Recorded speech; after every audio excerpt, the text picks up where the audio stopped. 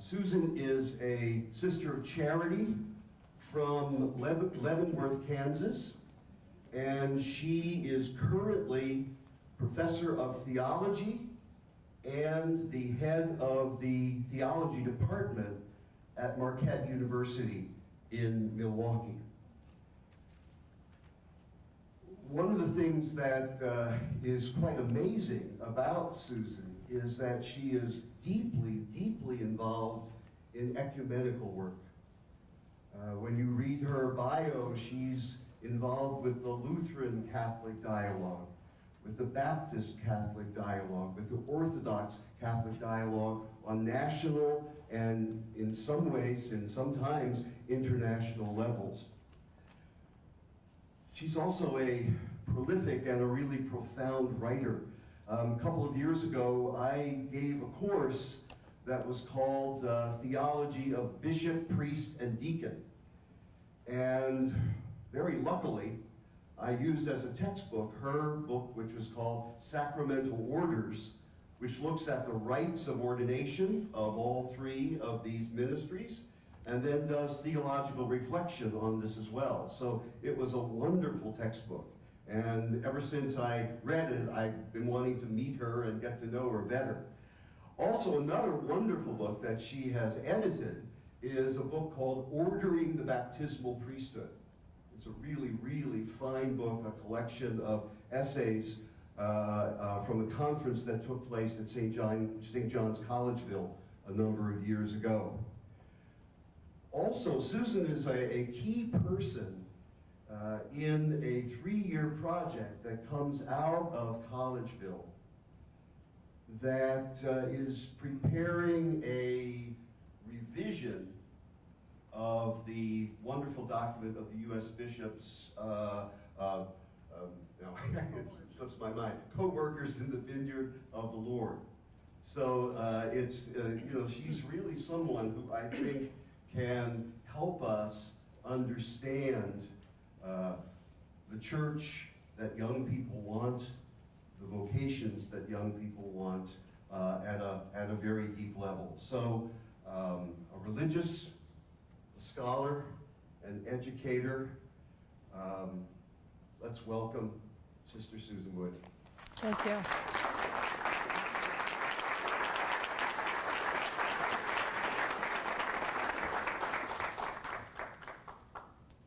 I should ask for more modesty so I don't have to live up to all this. But thank you very much. It's an honor to be with you. And in the interest of full disclosure, I need to tell you that I'm a baby boomer. So this is going to be a conference where we self-identify according to our generations.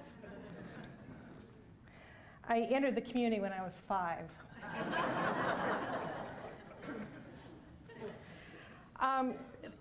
These presentations are also a stretch for me.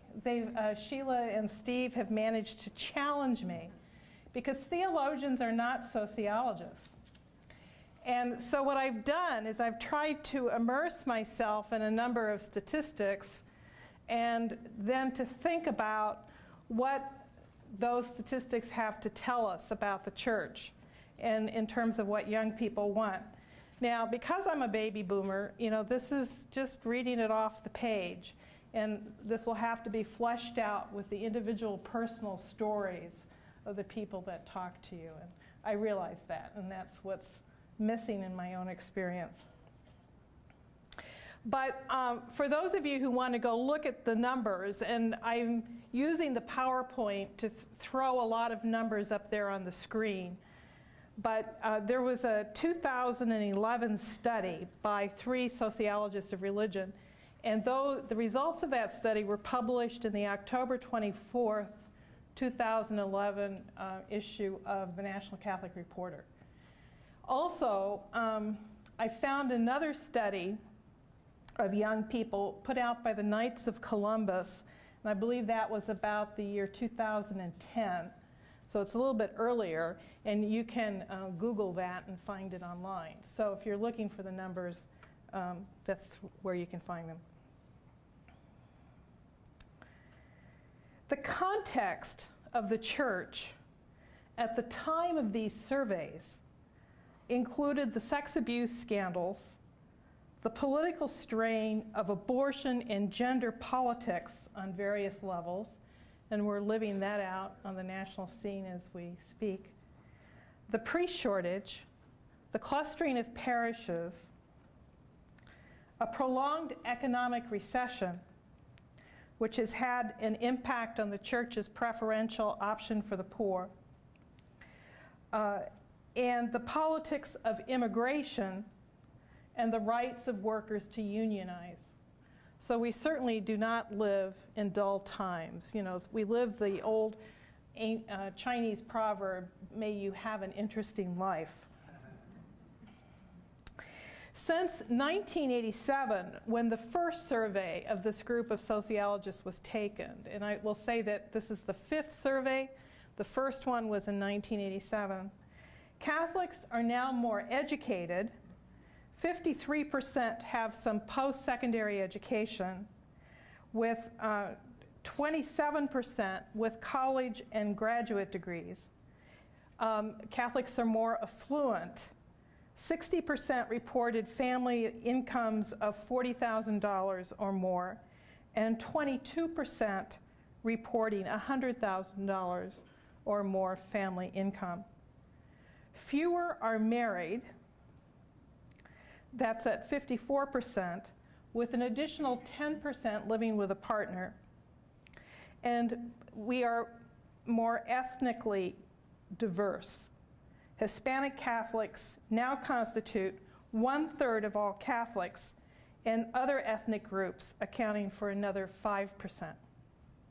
Now, these are going to be important statistics because one of the things I'm going to be saying in the next couple of days is that we have to pay close attention to our Hispanic community, because that's a community that has a core group of Catholics. But the social location of and economic location of the Hispanic community is different. And the question is, as they become assimilated, and I'm talking about immigration patterns now, into the broader society, are their statistics going to follow that of the Caucasian statistics in terms of if they move up the economic ladder, you know, is their church affiliation going to also change? And so that's the question that I just asked.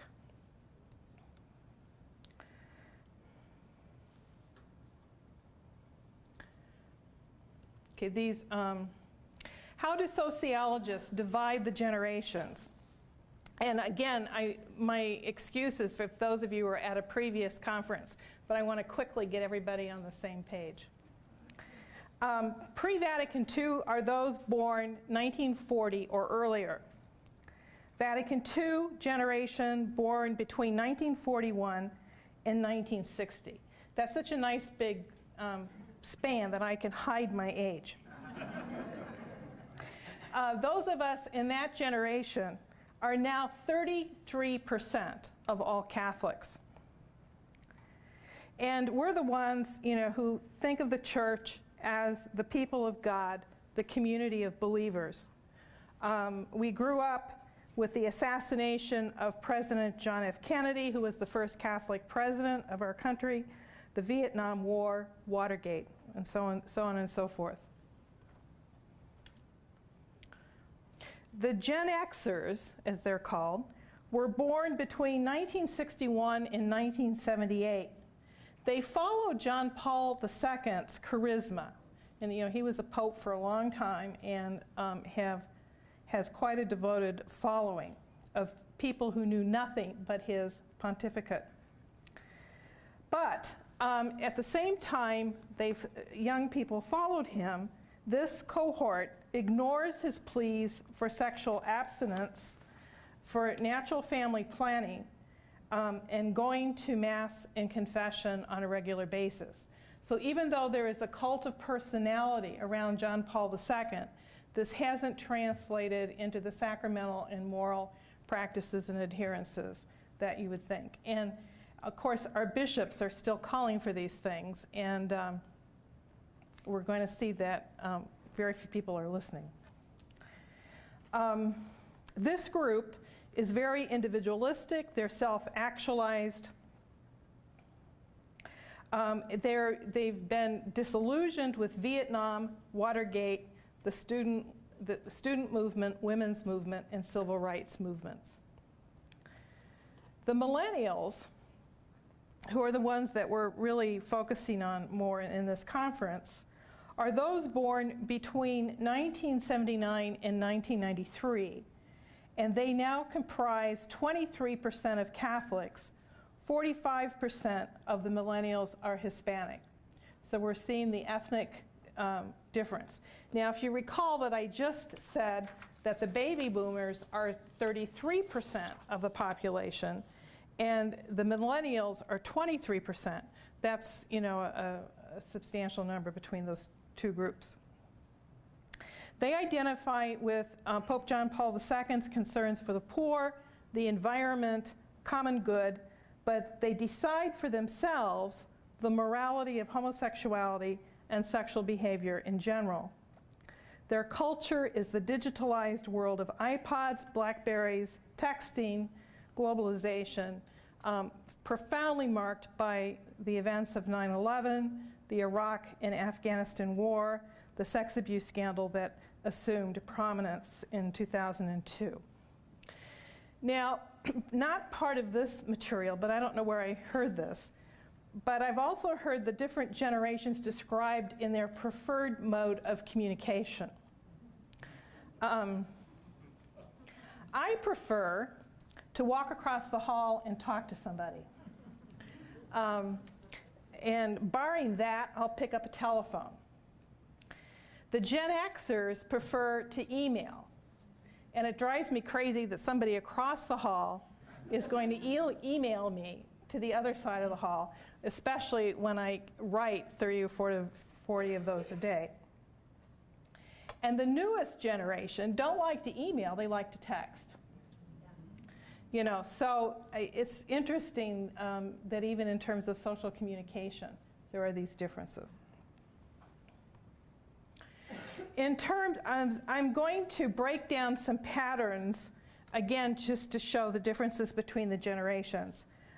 In mass attendance, pre-Vatican II, 54% are attending on a weekly basis. Post-Vatican II, 29%. Millennials have actually experienced an increase in mass attendance of 8% between 2005 and 2011. 26% of Hispanic millennials attend Mass weekly, compared to 20% of non-Hispanic millennials. More than 25% of non-Hispanic millennials say they seldom or never go to Mass, while only 10% of Hispanics give that response. And a minority, which will range between 42% of pre-Vatican II to 34% of millennials, gave the reason that the church requires it. So the reason authority as a motivator is declining, and that's an important characteristic. I would say that probably general mass attendance, if you lump everybody together, is around 31%, between 29 and 31%. The reasons that people don't go to Mass is that 4 out of 10 will say, I'm not a religious person. And then they give family responsibilities, health issues, and on the fourth reason for not down the list of not going to Mass is it's not a mortal sin. Now, why am I stressing Mass attendance? Because I'm going to be talking about the church. And my question is going to be, where do young people encounter the church? And if only 31% of all people are going to Mass at a regular basis on Sunday, it's not going to be in the parish church. And, you know, if you've got 26% of Hispanic millennials going to Mass on a regular basis, then we're missing 75% of them. You know, so this is where the statistics interface with experience of the church. In terms of social teaching, I'm going to name a few issues and name where people fall. I found this, frankly, profoundly disturbing. But then that's speaking from my own zits and Laban. In terms of the health reform bill, a bare majority of pre-Vatican II Catholics and Vatican II Catholics opposed the bishop's opposition to the bill, while a majority of the two younger generations support the bishops in their opposition to that bill. In terms of immigration, the majority support the bishop's call for immigration reform. In terms of opposition to same-sex marriage, 2/3 of pre-Vatican II support bishops. Other generations are evenly split. Ordination of women. Majority in all generations support this, although the Vatican has declared the position not to be open to consideration. Funds for poor children. The majority of all generations support this. But watch out when I talk about contributing time and talent to your local parish, because there's going to be a disconnect between the support of the church's social programs and what people are willing to shell out of their pockets. Funds for the military. All generations support increased funds for the military. The context for this, of course, is Iraq and Afghanistan. Death penalty. The majority across all generations support stiffer enforcement. And this is one of the issues my community has taken a public stance on, to oppose the death penalty. So I find this hawkish attitude disturbing. In terms of cuts in welfare programs, the majority support the cuts. Okay, in terms of, I move now to doctrinal beliefs. I'm sorry, I should have somebody else working this, but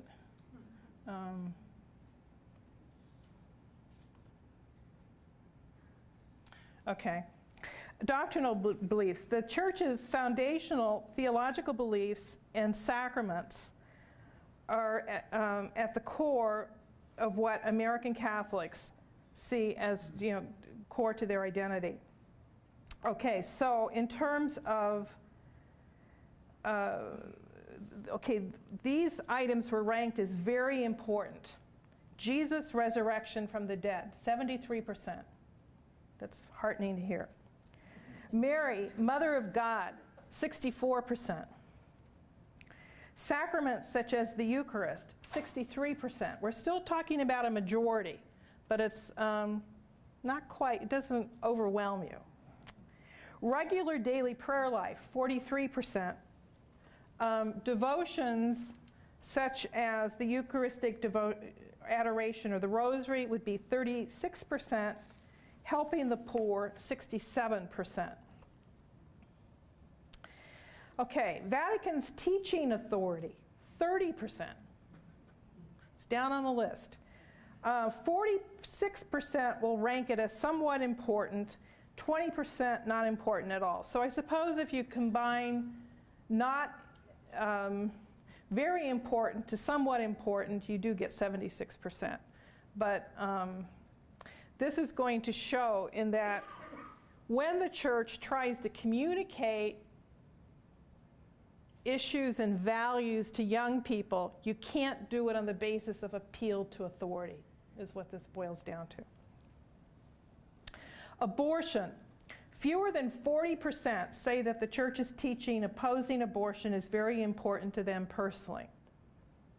Now, I don't know what the term personally adds to that particular statistic.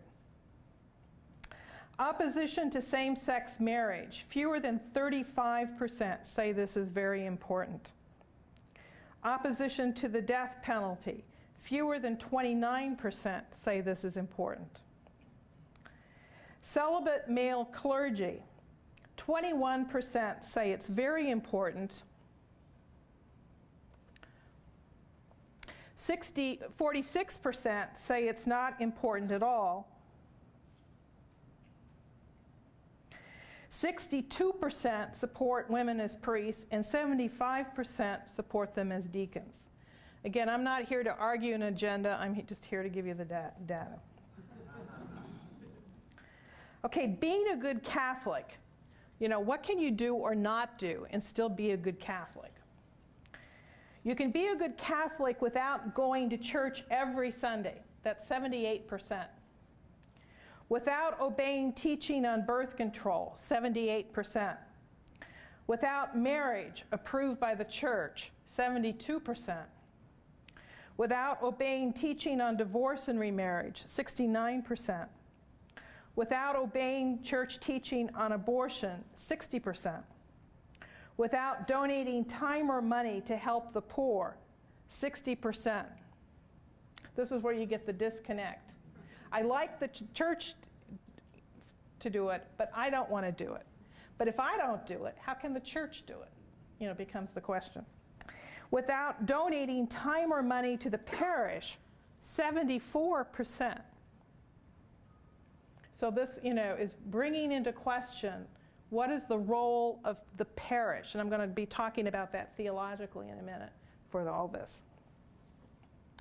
The importance of Catholicism in one life. So this is an identity question. It's important to 77%, most important to 37%, quite important 40%, not terribly important 20%, not at all important 4%. So there's a high identity, high identification with the church, despite differences from the church on all these church teachings. Staying power in the church. You know, 56% would never leave. 37% would say it's unlikely they would leave the church. 75% say the church is an important part of who I am. 68% cannot imagine being anything but Catholic. And 75% say it's important that younger generations of their family grow up as Catholics. Are we seeing some tensions? Okay, Catholic values. I think that should have been back one, but it'll catch up. Mass is 84%. Other sacraments, 80%. Church, the fact that the church is universal, it's worldwide, 85%. Unbroken tradition to the apostles, 80%. These are very high statistics. The papacy, 71%. The church's active concern for the poor, 88%. While over 70% don't want to contribute to the parish. Okay. The church's willingness to stand up for the right of life of the unborn, 72%. Even though personally, you know, you've got another disconnect. Disagree with aspects of the church teaching, and I can still remain loyal to the church, 86%. So we see that disagreement and loyalty are not seen as conflicting values. Okay, in terms of Hispanic differences, Hispanics are more devout, more theologically conservative, more deferential toward the institutional church and the Catholic tradition. Their values are belief in the resurrection, Mary, the sacraments, helping the poor are the main values. The least value is celibacy, followed by the Vatican's teaching authority as second least, even though this is the more conservative group. Both Hispanics at 46% and non-Hispanics at 51% endorse as very meaningful the fact that the Catholics can disagree with aspects of church teaching and still remain loyal to the church. So, what are the conclusions? What we have here is a highly autonomous view of Catholic obligations. We have a strong attachment to the church and Catholicism in spite of that. We have agreement with what the church stands for, even if they do not agree with what the church teaches on a given issue. And they find high meaningfulness that Catholics can selectively disagree with but remain loyal to the church. This is driving the bishops crazy. I am sure. I haven't talked to anybody about this, but I mean, you know, when you hear what the bishops have to say and you read the statistics, you can see that we have a communication problem.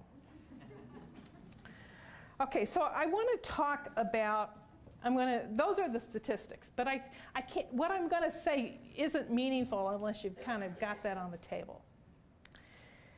So my first question is, where do Catholics encounter the church? Because if Catholicism is a high value and Mass attendance is a low value, where's the connection? And I'm afraid, you know, that it becomes more and more tenuous the less we experience the church, and then it just fades away. You know, the whole thing is that if you love somebody, you have to tell them, because if you don't tell them, if you don't reinforce that, love dies. I think the same thing is true in terms of institutional relationships. Given the value that the sacraments and the Eucharist hold, parish revitalization will need to attend to the quality of liturgical services. This has to be a first priority. This means high quality music, high quality preaching. And I think the preaching is even more important because this is the primary venue for transmitting the core doctrines, which are identified in this study as resurrection, Mary, and the sacraments, that give millennials their identity. And then finally, outreach to social issues will also need to be an integral part of parish life. When I was teaching at St. John's in Collegeville, which is where I taught before I came to Marquette, I was in Louisville for a Lilly meeting. Everybody travels to Louisville. And you know, the Lilly Endowment is not a Catholic organization. You know, it's an umbrella organization that covers all kinds of theological schools from various traditions. And when we were in Louisville, they took us on a field trip to an urban Catholic parish in Louisville, which they were showcasing as a model example of parish congregational revitalization. Now this was, I've forgotten the name of it, but it's right downtown. And it was a dying urban parish, you know, no residential neighborhoods right around it. And what it decided to do was to invest in really good liturgical music. It made preaching a priority. And it chose as its mission to be a hospital for the disenfranchised in the church. Namely, the divorced and remarried and gays and lesbians, both of whom have very angst-driven relationships with the institutional church. I don't know how they did it. They didn't get into that, so you'll have to find out. The cathedral, I'm a member of the Cathedral Parish, St. John the Evangelist, in downtown Milwaukee.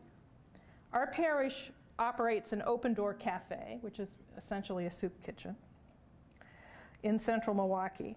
Confirmation groups come from around the diocese frequently to a Sunday Mass and then work in the kitchen at noon. It's also a way of connecting parishes to the cathedral church of the diocese. Old St. Pat's Parish in downtown Chicago, I understand, is another example where Fathers Jack Wall and John Cusick used this mission-centered approach to revitalize the parish. You'll have to ask Sheila or somebody on the details. And evidently, that parish now has thousands of members. Mission trips and service learning experiences contribute to the model of a church on a mission. As I reflect on the phenomena of clustered parishes, the growth in lay ministries, and the need to connect with Catholics outside the Catholic school system, I'm wondering if Catholics can learn something from the megachurch phenomenon of our evangelical brothers and sisters. Do we need to connect to Catholics by offering more services that meet various needs in addition to spiritual needs, and to provide opportunities for different kinds of Catholic sub-communities, such as senior daycare, child daycare, youth groups, counseling centers? I'm wondering about parishes sponsoring Boy Scout and Girl Scout troops. Not every service can be offered by every location, but these would provide volunteer opportunities and would make the church present to people in their various needs and provide activities that would reinforce belonging and community identity. That's just a suggestion. I don't know if it would work. But with the demise of the Catholic school system and low church attendance, we've got to think of creative ways to connect parishes to people. And that can't just be through worship. The danger is that the concept of parishes as social centers of a neighborhood is dying out if the only service is weekend worship, which is rather minimal in terms of community formation. The parish school was often such a center, but for cost and personnel reasons, many of those have proven to be unsustainable. The development of small intentional communities within parishes have the potential of contributing to a sense of community and belonging. Notice what I'm trying to emphasize is identity and belonging that will sustain Catholic identity. Study groups, faith-sharing groups, and prayer groups can strengthen commitment and assist in the transmission of Catholic values and doctrine.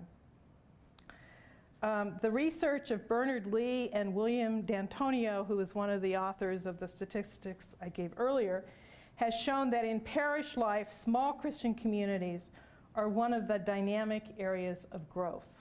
Again, something to consider. The laity want more voice in parish life. Most feel they should have more participation in decisions about how local parish income is spent. They want participation in decisions about parish closings. They would like some say in the assignment of parish priests. At the same time, research on priests indicates that more recently ordained priests are less interested in collaboration with the laity and in working with professional lay ministers. Thank you. You read my mind. Thus, younger priests and the laity are on divergent paths.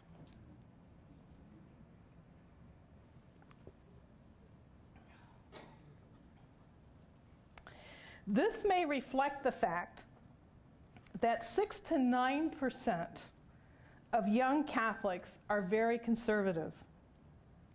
And it is this cohort that is most likely to enter seminaries today. Younger priests are adhering to a more cultic model of the priesthood, which emphasizes separation of the ordained from the laity.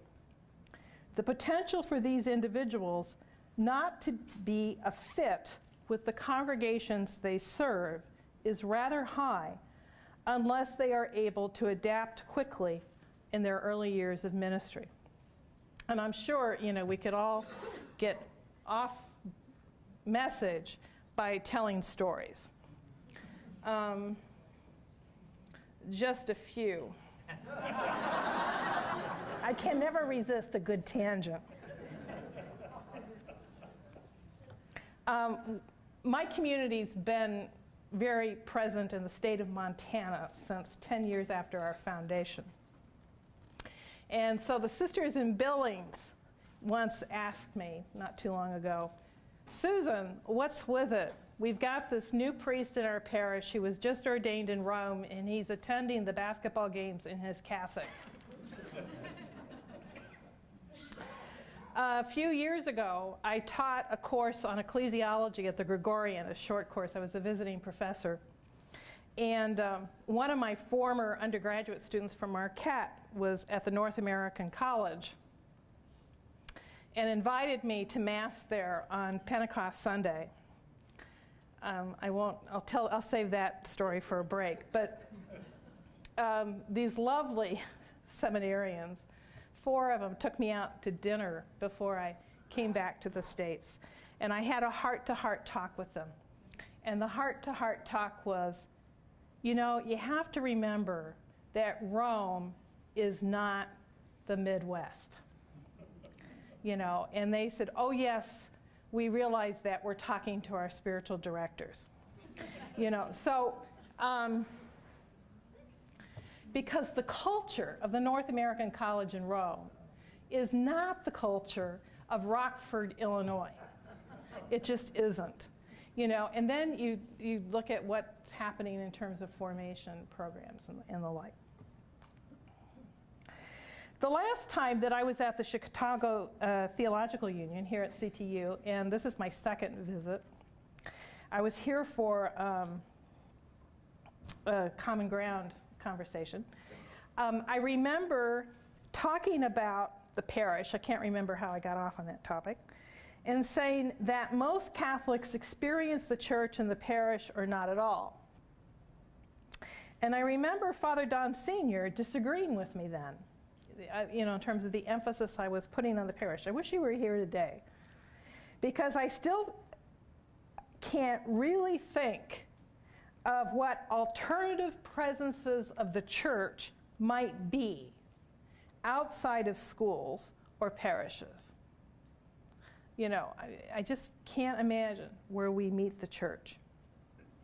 And perhaps in the discussion period which will follow, you can think of some possibilities.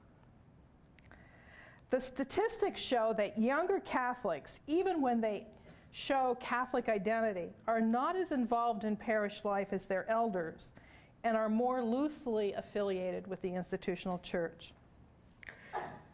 The theological basis of the parish as a ministerial community arising out of baptism and the rite of Christian initiation of Christian adults, you know, says that it takes a whole village to raise a child, it takes a whole parish to evangelize, receive, nurture, and accompany a Christian. And even though baptism is ritualized in the sacrament of baptism, in this ritual, there's a series of stages within a process of initiation that encompasses the life of the entire parish community. The initiation of adults is the responsibility of all the baptized, not only through their active participation as sponsors and catechists, but also through the witness of their lives and the welcome they extend to new members of a vibrant Christian community. And as a baptismal community, the parish is a formation community in Christian living. When I've done theological reflection on a parish, it used to be, and it still might be the dominant model in most imaginations, we used to think of it as a Eucharistic community. And of course it is. But what differentiates a parish from schools and convents and monasteries is the baptismal font. Monasteries may have one, but they don't use it. You know, or else it's a parish attached to the monastery. And so it's the baptismal font and what that symbolizes that is really the center of parish life. And so, my definition of a parish in the book that Steve talked about is that it's a Christian community gathered around a font, pulpit, and table. That's what the parish is. Now, baptism entails mission. And just as Jesus' public mission followed directly after his baptism in the Jordan and anointing by the Holy Spirit, so are Christians sent to give witness to their faith and to live baptismal lives. A parish is apostolic, not only because it reflects apostolic faith, but because it's sent on a mission. Too few parishes have a sense of mission. Too many parishes are concerned with self-maintenance.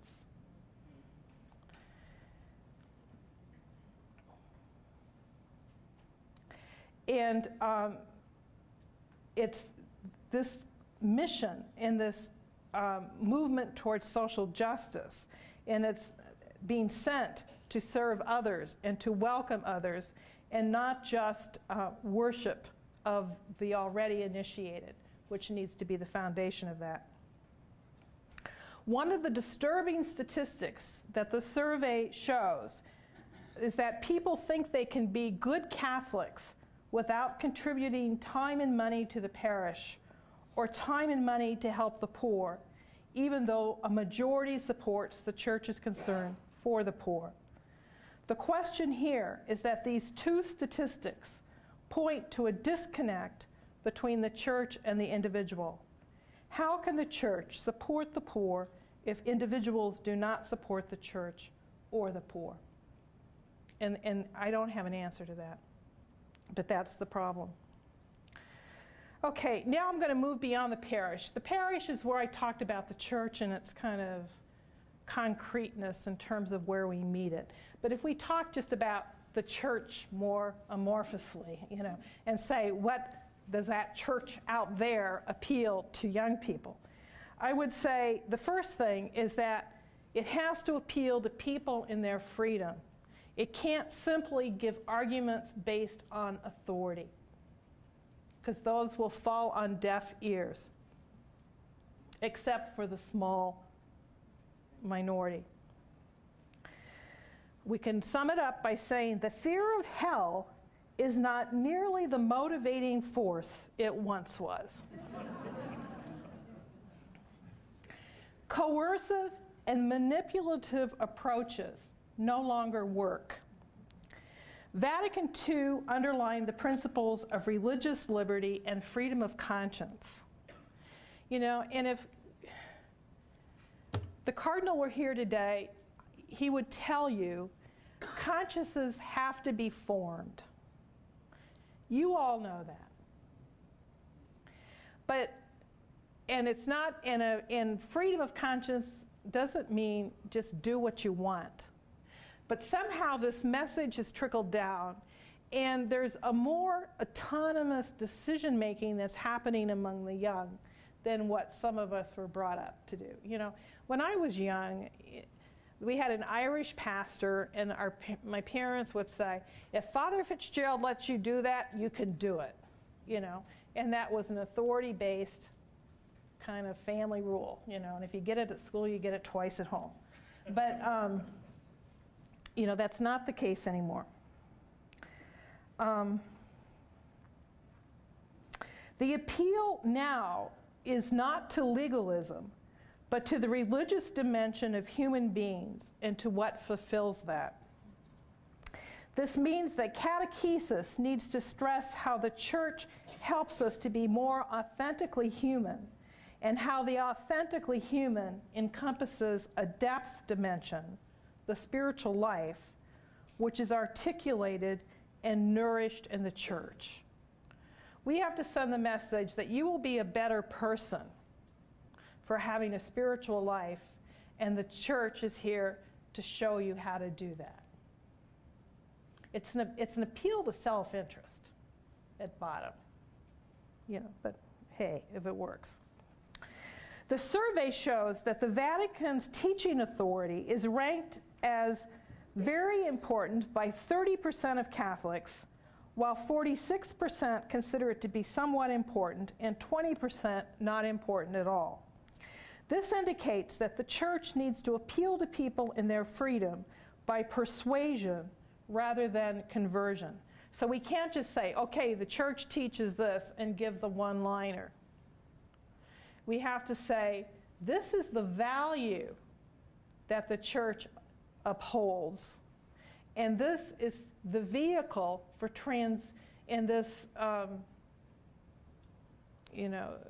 rule, if you will, is the vehicle for transmitting this value. And too often we go to the rule rather than the value first.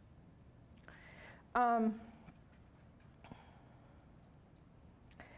so the two conditions that have been identified for persuasion to work are through appeals to people's most central values and through appeal to their self-interests. I mean, I'm sorry, it's just the way it works. This means that church leaders have to convince lay people that compliance with the core teachings of the church is the right thing to do, and that doing so would improve the quality of their lives. Modification, both on the part of church leaders and by lay people, is needed for the two to come closer together. What teachings can be modified without damage to the core elements of the faith? And what values and interests might need to be adjusted on the part of lay people? So this needs to be a dialogue. A second thing the church needs to do, according to these statistics, is give good attention to ethnic diversity. The church needs to tend to enculturation within the American church. Clearly, the Hispanic population is one of the most committed subgroups that identifies strongly with the Catholic Church. As I said before, Hispanics are more devout, more theologically conservative, and more deferential toward the institutional church and the Catholic tradition. Nevertheless, they follow other groups in considering celibacy, and this is going to be important for vocation down the road, which is why I keep harping on this, because we might need to look at non-celibate vocations in terms of developing them in the church. To be the least value, followed by the Vatican's teaching authority. Demographically, Hispanics are economically poorer than their white counterparts and less educated. This raises the question whether, as they are more fully assimilated into American culture, and here I'm presuming an immigrant status, not those who've been around for a long time, raise their economic status and become better educated, whether their Catholic commitment and identity will follow their white counterparts.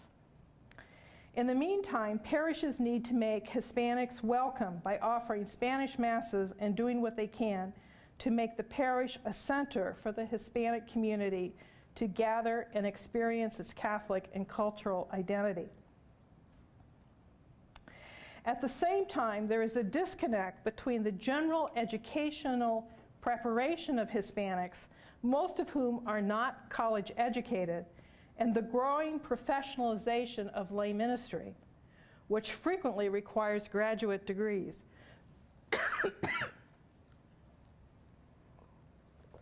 New tracks of preparation for lay ministry need to be developed, for there is a real danger that this population may be attracted by the more charismatic evangelical groups that don't require that same level of professionalization.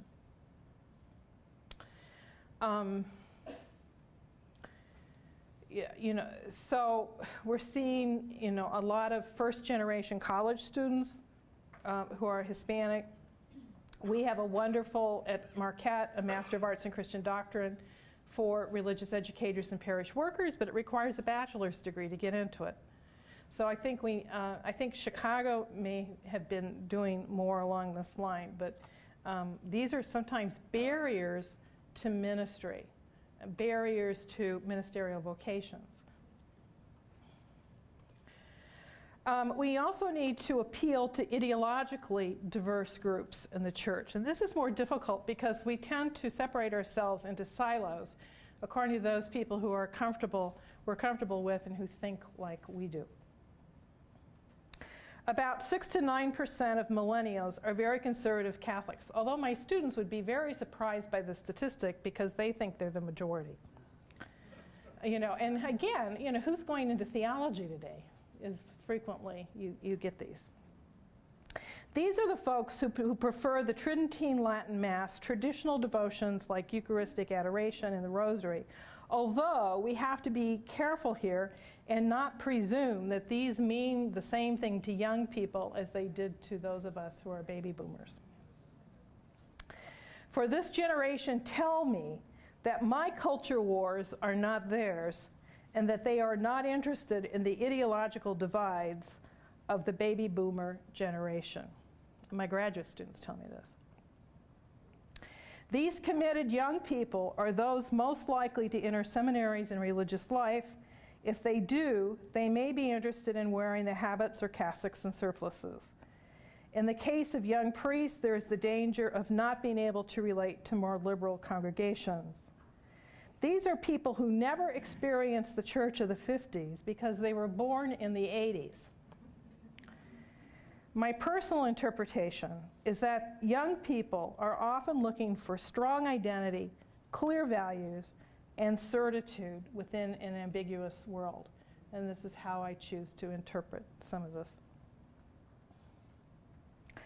On the other hand, outside of that small cohort, many others come off as being so inclusive that they look relativistic. Openness and tolerance is a high virtue for millennials. They make friends across ethnic groups easily. They are more eclectic in their spirituality, sometimes incorporating elements of New Age spirituality, identified as spiritual energy located in physical things. Over 1/3 of millennials believe in reincarnation. Again, I don't get it, but. And less than 1/3 believing in yoga as a spiritual practice. Close to half, 47% of Catholics say they are spiritual and religious. And if one includes the religious and not spiritual, that number comes to 60%. But that leaves 40% who are spiritual but not religious, which means they're spiritual but they're not affiliated with a particular church group or the institutional church. In February 2010, the Knights of Columbus released the results of a survey done with the Marist poll on the attitudes of young Catholics in the US, ages 18 to 29. And the Knights news release states, some of the good news for the Catholic Church in the survey includes 85% of Catholic millennials, which are 18 to 29-year-olds, believe in God, and the top priorities for many are having a family and being close to God. The news release also says this of Catholic millennials. 82% believe commitment to marriage is undervalued. 80% see religion as at least somewhat important in their lives. And 66% say abortion is morally wrong, while 63% say the same thing of euthanasia. But the same poll showed that young Catholics are often more progressive than young people as a whole. When asked whether morals are relative or fixed and based on unchanging standards, a resounding 82% of Catholic millennials chose relativism. This compared with 64% of millennials as a group. So Catholics were more relativist than the total group. On same-sex marriage, 63% of Catholic millennials think it is morally acceptable or not a moral issue. compared with 53% of the total millennial population, which would include evangelicals and Mormons and some conservative folks out there. On embryonic stem cell research, 67% of both Catholic millennials and millennials as a whole think it is morally acceptable or not a moral issue. On premarital sex, 80% of Catholic millennials think it is morally acceptable or not a moral issue. That's very high, compared with 67% of the entire cohort. Juxtaposed with the statistic that shows only 37% of Catholic millennials considering themselves liberal, it seems that positions on these issues go beyond the liberal-conservative divide. So those labels don't make sense anymore. The church needs to be more open to women. Now, I don't know what this means practically, but this is very concerning. While traditionally women have been more religious than men, sorry guys, yet the Catholic women of Generation X, those born between 1962 and 1989, barely equaled men in regular Mass attendance, and were significantly more likely than the men to profess heterodox opinions on women's ordination, on the sinfulness of homosexual acts, and on premarital sex, and on whether one could be a good Catholic without going to Mass. Millennial Catholic women are even more disaffected, more likely than men to never attend Mass, and significantly more likely to hold heterodox positions on whether the Pope is infallible and whether homosexual activity is only wrong. Why am I talking about all this sex stuff? Because the bishops are. I mean, frankly, it's out there. These statistics are going to be important when it comes to tomorrow when I talk about vocations, because we're going to see that more men are going to be entering religious congregations for the first time in the world than women.